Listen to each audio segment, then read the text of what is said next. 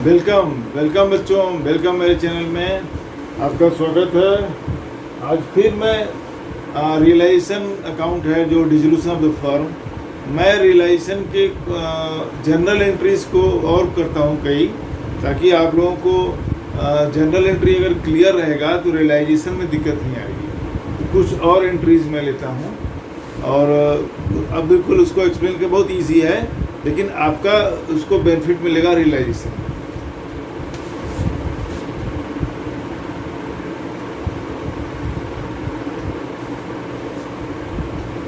ये कॉलम हो गया, देखिए ये फोलियो का कॉलम हो गया और ये पर्टिकुलर का कॉलम हो गया, ये डेट का।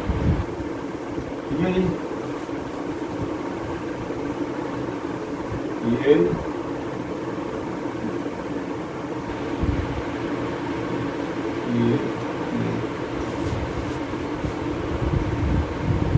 Date particular folio debit credit.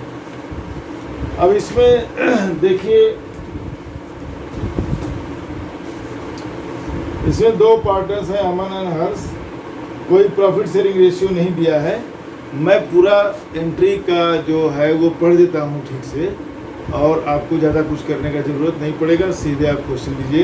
देखो, कह रहा है कि there was a furniture worth 50,000। Business के अंदर डिसोल्यूशन के टाइम पर एक 50,000 का फर्नीचर, ठीक है। Aman took over 50% of the furniture at 10% discount. इसके दो पार्ट हैं। 50,000 का फर्नीचर मतलब वन पीस फर्नीचर नहीं, कई सारा होगा। तो एक पार्टनर 50% फर्नीचर 5% के डिस्काउंट पर लेता है, ठीक है। और बाकी जो 50% है 10% discount and the remaining furniture was sold at 30% profit. और जो बचा हुआ फर्नीचर है वो 30% प्रॉफिट पर सेल हो जाता है। अब देखो यहाँ पे दो पार्ट हो गए। 50,000 का फर्नीचर है, एक पार्टनर अमन उसको लेता है 10% के डिस्काउंट पर, इसकी अलग एंट्री, इसकी एक एंट्री होगी। और रिमेनिंग बचा हुआ फर्नीचर 30% के प्रॉफिट पर बिक रहा है, उसकी अलग एंट्री, ठीक है। दो एंट्री इसमें आ जाएंगी। अब जो फर्नीचर बंदा ले रहा है, जो पार्टनर ले रहा है, तो उसका कैपिटल अकाउंट क्या हो जाएगा? डेबिट हो जाएगा, क्योंकि उसके कैपिटल से ये माइनस होगा, क्योंकि कोई कैश मेंशन नहीं है। तो 50,000 का आधा हुआ 25,000, और 25,000 का 50% और फर्नीचर 10% डिस्काउंट। देखिए, इसका नाम है अमन, तो पहला हो जाएगा, देखिए, अमन्स कैपिटल अकाउंट, अमन कैपिटल अकाउंट, ठीक है जी। 25,000 का आधा हुआ 50,000 का आधा 25,000, 25,000 का 10% 2500, एक जीरो आप उड़ा दीजिए। 25,000 में से 2500 माइनस हो गया, तो 25,000 में 2500 माइनस करेंगे कितना आएगा? 2,500। 2,500 माइनस करेंगे तो 22,500 आएगा, ठीक है। तो 22,500 रुपये वो ले रहा है, सीधी बात है। यहाँ पे करेंगे, देखिए, 22,500। 22,500 अमन के कैपिटल से माइनस हो जाएगा, और यहाँ बच्चों आएगा टू रियलाइजेशन अकाउंट 22,500। क्लियर हुआ? 50,000 का फर्नीचर 50% मतलब आधा 25,000 का लेता है, 10% डिस्काउंट पे लेता है, तो 22,500 का फर्नीचर उसने लिया। 22,500 उसके कैपिटल से माइनस हो जाएंगे और रियलाइजेशन अकाउंट से क्रेडिट हो जाएगा। क्लियर हुआ? अब बचा कितना? 25,000 का। देखिए, तो 25,000 के फर्नीचर पर वो कह रहा है 30%, चेक कर लेता हूँ, 30% प्रॉफिट। देखिए, पहले प्रॉफिट निकाल लेते हैं। 2500 इंटू 3 7500, ठीक है जी। 30% कितना हो गया? 25,000 का 30% कितना हो गया? 7,500। ठीक है जी, 100 हो गया, 25 2 0 75। अब देखिए 25,000 प्लस 7,500, 7 5 12, 32,500 में बचा हुआ फर्नीचर बिक गया 30% प्रॉफिट पर। तो क्या आ जाएगा? पैसा आ रहा है bank account debit 32,500 to realisation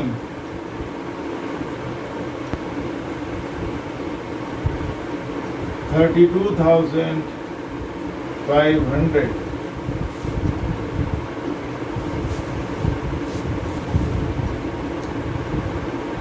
Profit and loss account was showing a credit balance of 15,000 on the date of dissolution. तो अमन और हर्ष पार्टनर हैं और क्रेडिट बैलेंस का मतलब होता है plus balance, undistributed profit. Undistributed profit में है कितना? 15,000। तो बराबर बराबर कर देंगे, इक्वल पार्टनर हो जाएंगे। अगर profit sharing ratio is not given तो क्या हो जाएगा? Equal partners. ठीक है, तो यहाँ पे बच्चों क्या हो जाएगा? Profit and loss account debit 15,000 to Aman capital to Harsh capital, तो बराबर हो जाएंगे 7,500 7,500 ईच। ठीक है, ये इसकी एंट्री आ जाएगी।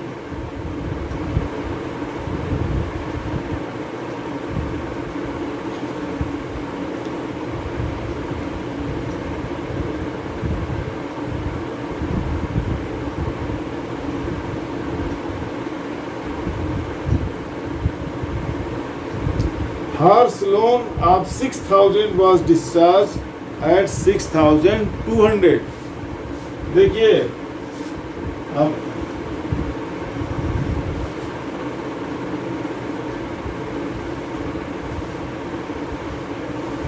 अब ऐसा वर्डिंग से लग रहा है कि हर्ष ने लोन दिया था, मतलब वो क्रेडिटर है, लाइबिलिटी है, ऐसा क्योंकि लिखा हुआ है हर्ष लोन ऑफ 6,000। तो मीनिंग ये निकल के आ रहा है कि उस फर्म ने उससे लोन लिया था या उसने फर्म को लोन दिया था, जो पेमेंट कर दिया 6,000 की जगह 6,200। देखिए 200 का इसमें क्या हो रहा है? लॉस हो रहा है।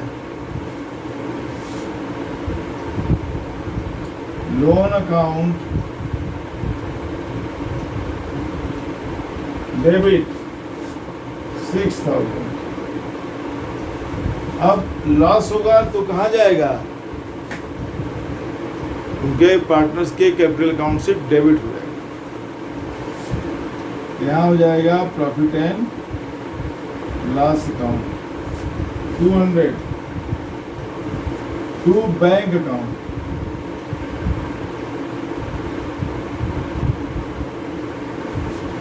6,200। ये एंट्रीज आ गई। अब मेरे ख्याल से नीचे से ना आ रहा हो,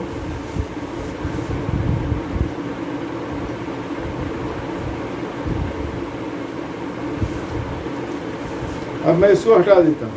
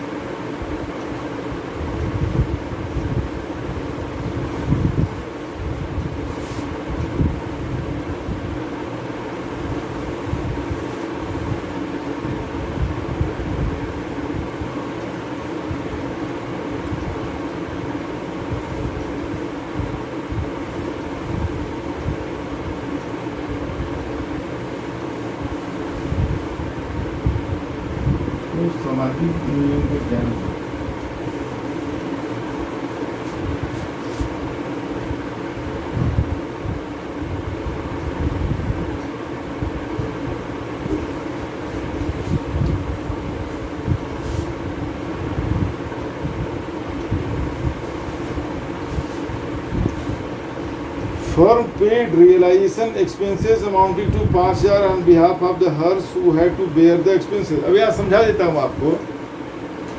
हर्ष ने रियलाइजेशन को कराने का कॉन्ट्रैक्ट लिया होगा और उसके एक्सपेंसेस को भी बेयर करने का कॉन्ट्रैक्ट लिया होगा। मतलब कि हर्ष से बात हुई होगी कि रियलाइजेशन एक्सपेंसेस को वो खुद देगा, उसको वो खुद बेयर करेगा। यहाँ पे देखिए, लेकिन जैसे बाकी पेमेंट हुए वैसे रियलाइजेशन एक्सपेंसेस को भी फर्म ने पे कर दिया। मतलब फर्म के अकाउंट से पैसा चला गया। जो पैसा हर्ष को देना चाहिए था वो पैसा फर्म ने दिया। ठीक है, अब मैं पढ़ता हूँ तो आपको समझ में आएगा।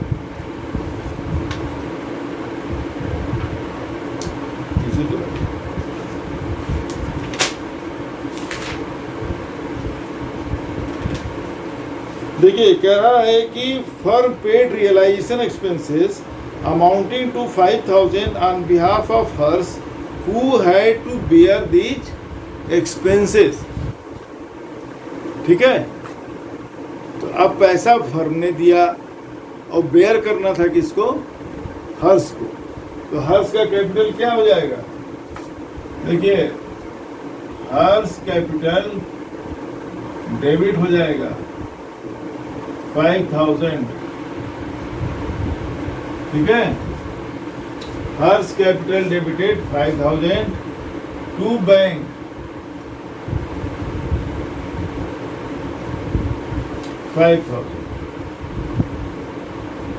ठीक है, ये एंट्री आ जाएगी, Harsh capital account debited, bank account credit.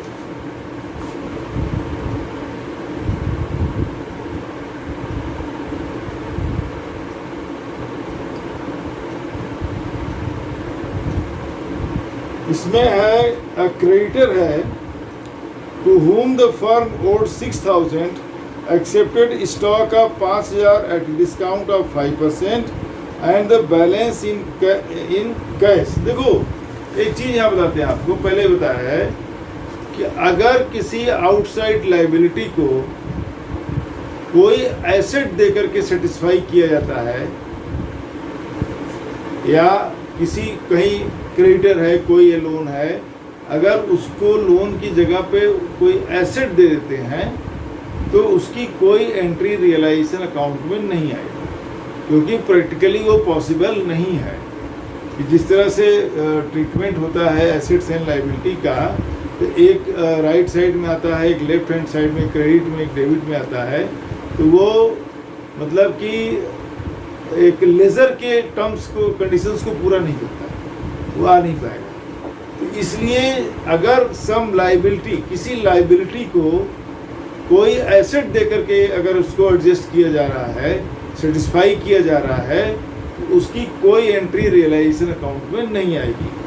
अब यहाँ पर क्या हो रहा है, देखिए, क्रेडिटर है 6,000 का, टू होम फर्म ओड 6,000, उसने accepted stock of 5,000 at the discount of 5%। उसने 6,000 के लोन पर, या क्रेडिटर है, तो पहला तो उसने 5,000 का स्टॉक लिया और 5% के डिस्काउंट पर। राइट, यहाँ पे देख लीजिए, 5,000 का 5%, 5,000 का 10% हुआ 500, 5% हुआ 250, तो 250 रुपया डिस्काउंट हो जाएगा। ठीक है, तो लोन कितना बचा? 5,000 का मतलब 4,750, इतना ही लोन सेटिस्फाई हुआ ना। 6,000 का लोन है और 6,000 में से 4,750 उसको एडजस्ट हुआ कि 5,000 का स्टॉक लिया लेकिन 5% के डिस्काउंट पर, तो 5,000 का 10% हुआ 500, 5% हुआ 250, 250 माइनस हो गया, तो 4,750 रुपये एडजस्ट हो गया उसका 6,000 में। अब उसको बाकी यहाँ दिया, कैश दे रहा, कितना दे रहा है देखिए, 9 - 5 4,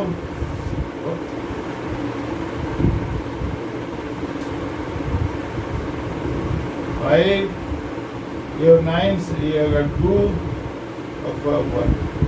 1250 रुपया वो कैश देगा, बैलेंस इन कैश। तो खाली कैश वाली एंट्री आएगी और वो वाली एंट्री नहीं आएगी, ठीक है। तो यहाँ पर क्या हो जाएगा, रियलाइजेशन अकाउंट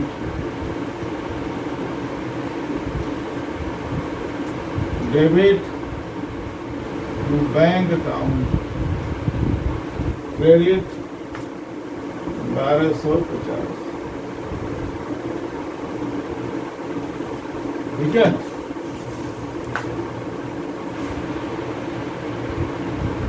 अब एक दूसरा क्वेश्चन आ जाता है,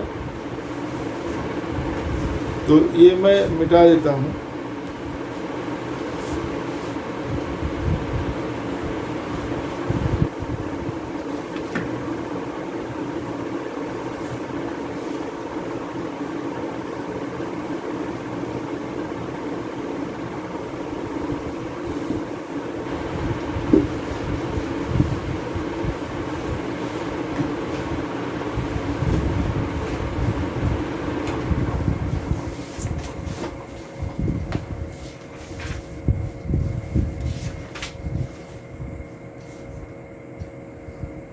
दूसरा क्वेश्चन है, रोहित, कुणाल एंड सार्थक जो फर्म में पार्टनर्स हैं, ठीक है। कुणाल अग्रीज टू पे of his wives loan of 6000। ये दूसरा क्वेश्चन है, तो इसी कंटिन्यूएशन में कर लेते हैं, ये थोड़ा सूख गया है। कुणाल अग्री टू पे of his wives loan of 6000। अब देखो, खाली आप एंट्री समझो क्या करना है क्वेश्चन से। कुणाल अपनी वाइफ का लोन दे रहा है। वाइफ का लोन किसके ऊपर है? फर्म के ऊपर है। और उसके वाइफ को लोन वापस करने की रिस्पांसिबिलिटी किसकी है? फर्म की है। तो अगर फर्म की रिस्पांसिबिलिटी को एक पार्टनर पूरा करता है, तो एक तरह से वो अपने कैपिटल में एडिशन करता है, ऐड करता है और कंट्रीब्यूट करता है, उसका कैपिटल प्लस होगा, राइट। तो क्या एंट्री आएगी? रियलाइजेशन अकाउंट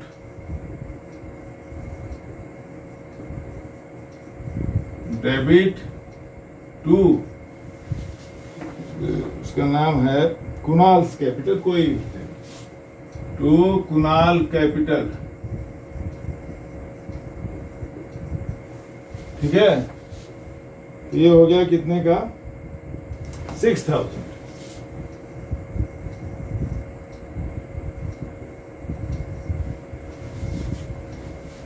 दूसरा,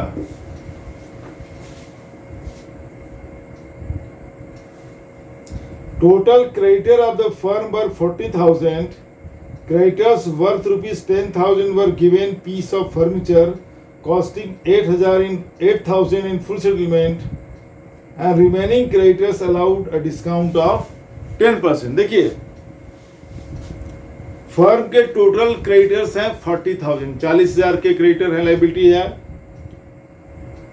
10,000 की जो क्रेडिटर्स है, मान ले उसी से 3-4 क्रेडिटर्स हैं 40,000 के, जरूरी नहीं कि एक ही बंदा हो। अब उसमें से एक बंदा है जिसको जो 10,000 जिसको देना है, वो 10,000 का क्रेडिटर है। अब इस 10,000 के क्रेडिटर को क्या दिया गया? A piece of furniture costing 8,000 in full and final settlement. कुछ नहीं करना है, 10,000 की लाइबिलिटी के बदले में एक 8,000 का फर्नीचर देकर के मामला खत्म किया।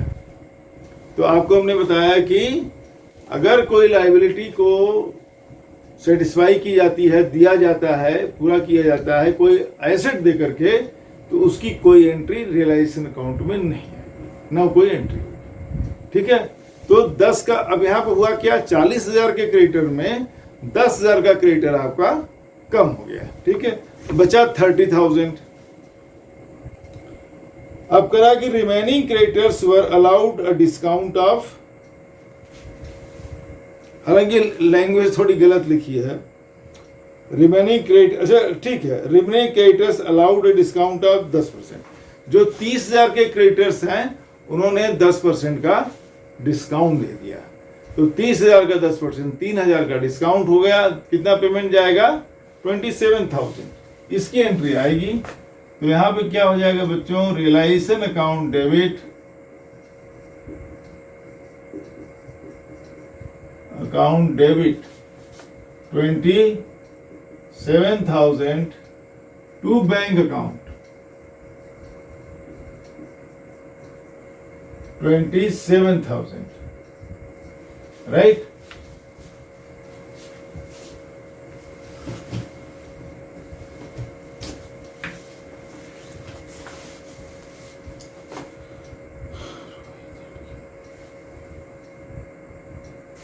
अब पार्टनर है रोहित, कुणाल और सार्थक हैं। Rohit had given a loan of 70,000 to the firm which was duly paid। Rohit एक पार्टनर है, उसने फर्म को 70,000 लोन दिया था जो कि पे कर दिया गया। सिंपल एंट्री है। लोन अकाउंट डेबिट होगा, रोहित मत करना, ध्यान दीजिएगा इसको, बहुत बच्चे गलती करते हैं। Loan account debit 70,000 to bank account credit 70,000। देख रहे हैं ना? Simple loan account to bank account होगा। रोहित पार्टनर का नाम नहीं आना है इसमें।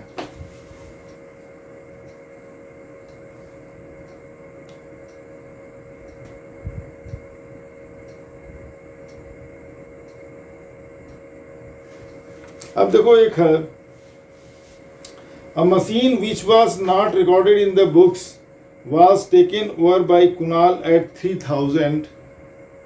अब देखो कंफ्यूज करने के लिए क्या लिख रहा है, whereas its expected value was 5,000। कह रहा है कि एक मशीन जिसका रिकॉर्ड कोई नहीं है, मतलब बुक वैल्यू उसकी 0 थी, रिकॉर्ड में नहीं है, उसको एक पार्टनर 3,000 में ले रहा है, जबकि उम्मीद मार्केट में वो 5,000 तक का है।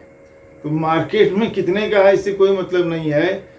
एट द मोमेंट वो कितने में लिया जा रहा है, चाहे वो कुणाल ले रहा हो चाहे कोई दूसरा परचेज कर रहा हो, वो मैटर करता है कि एक्सपेक्टेड प्राइस मार्केट में ये है, तो हाइपोथेटिकल हो गया ना। वो क्या हो गया? एक हाइपोथेटिकल सिचुएशन है, मार्केट तो ले ही नहीं रहा, मार्केट तो कहीं पिक्चर में नहीं है। तो जो पार्टनर ले रहा है, कोई भी बंदा ले रहा है, जो जितने पैसे में ले रहा है, हमें उससे मतलब है, ठीक है? तो चूंकि अनरिकॉर्डेड है तो इसमें पूरा उसका 3,000 की एंट्री हो जाएगी। क्या गया? तो 3,000 कुणाल ले रहा है या पार्टनर कोई ले रहा है, तो Kunal capital account debit to realisation credit 3,000 each.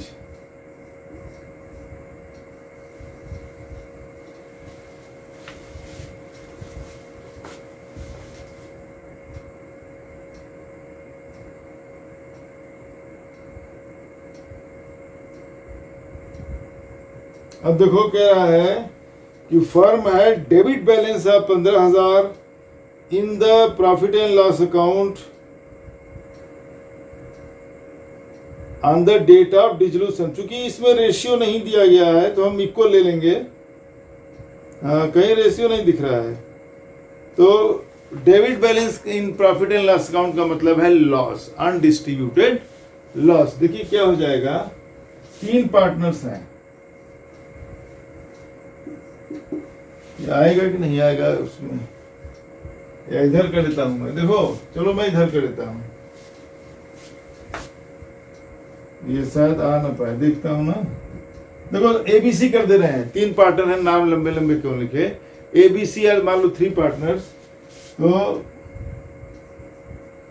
As capital account debit, B capital account debit, C capital account debit to profit and loss account credit. तो 5,000 ईच हो जाएगा।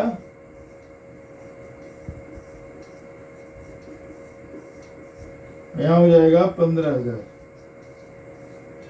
मैं इसे बता देता हूँ, मुझे अगर शायद स्क्रीन में ना आ पा रहा हो, कैमरा उधर से है ना, मुझे दिखाई नहीं दे रहा है, तो अगर देखो लॉस है तो लॉसेस क्या होंगे, कैपिटल से माइनस होंगे, तो कैपिटल से माइनस क्या हो जाएगा, कैपिटल डेबिट हो जाएगा।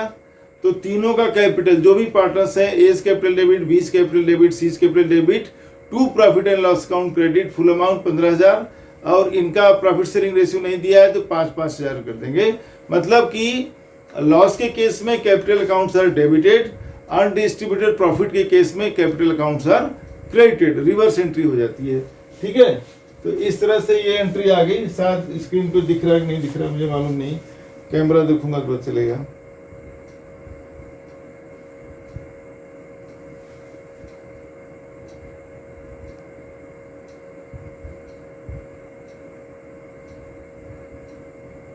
अच्छा, एक और मैं कर देता हूं, मैं इधर कर देता हूं, इंपॉर्टेंट है entry.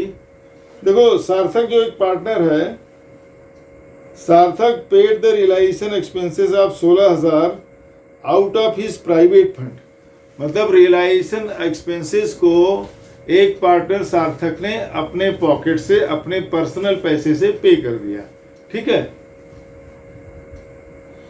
who was to get a remuneration of 15,000 for completing resolution। अच्छा, जबकि उसका फर्म के साथ कॉन्ट्रैक्ट है, और वो कॉन्ट्रैक्ट ये है कि फर्म उसको डिसोल्यूशन पूरा कराने का खर्चा देगी 15,000। अब बात को समझिए, किसी पार्टनर से कॉन्ट्रैक्ट है और ये कॉन्ट्रैक्ट है कि भाई जो भी डिसोल्यूशन एक्सपेंसेस आए वो आप बेयर करोगे, फर्म 15,000 देगी। कॉन्ट्रैक्ट ही है।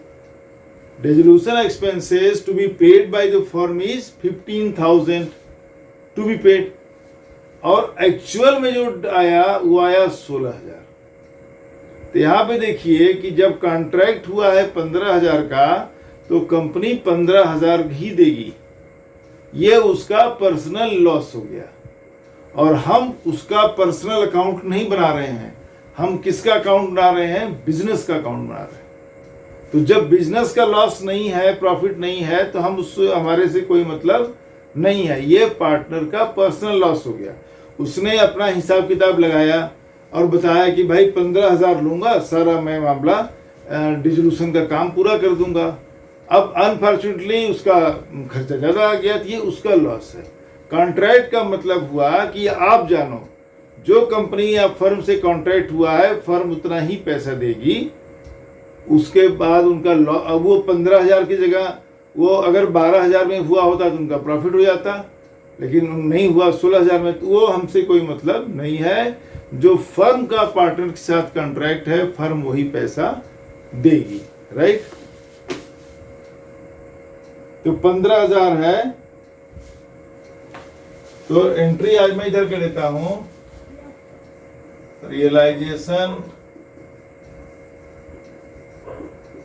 अकाउंट डेबिट 15,000 टू कौन पार्टनर है, सार्थक, एस कर दे रहे हैं, एस कैपिटल अकाउंट क्रेडिट 15,000।